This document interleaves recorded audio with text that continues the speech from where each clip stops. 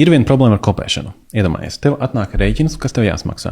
Tu atver internetu banku, atver jauns maksājums, tu atver rēķinā, saņēmēja vārds, nokopē, tu aizēj uz internetu banku, ielīmē iekšā. Tu aizēj atkal uz rēķinu, konta numurs, nokopē, aizēj uz banku, ielīmē iekšā.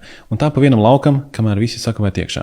Un tev vislāk jāpārslēdz no viena uz otru, lai spētu kopēt un ielīmēt iekšā, kas ir nērti. Iedomājies, cik ērti būtu, ja tu varētu vienkārši nospiest kopēt un ielīmēt, nepārslēdzoties starp šīm lapām.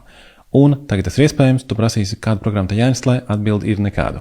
Tāpēc, ka tas jau ir iebūvēts iekšā Windows sistēmā, ja tu lieto Windows, un tev vienkārši tas ir jāaktivizē. Un es parādīšu kā. Nospiežam Windows pogu un V, un ar to pietiek, lai parādītos šāds uzlietošais loks. Tātad Windows pogu un V, es pat sagatavoju jums bildīti, izskatās tieši šādi. Windows poga un V. Un, kad tas notiek, mēs nospiežam Turn On. Tas ieslēgs clipboard vēsturi.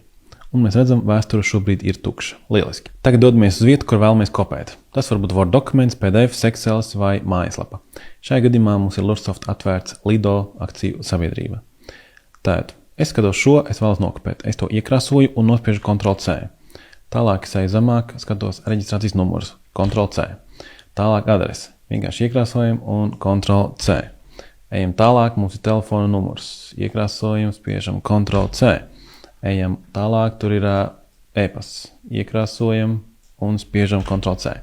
Nu, lūk, tagad mēs esam sakpējuši daudz informāciju, un tā vietā, lai izmantot Ctrl+V tā kā iepriekš, mēs varam nospiest Windows un V un redzēt visu, ko mēs esam sakpējuši. Un tā ir visa šī informācija. Tagad atveram vietu, kur vēlamies to visu ielīmēt. Nospiežam Windows V, un pie kompānijas mēs liksim Lido akciju sabiedrību.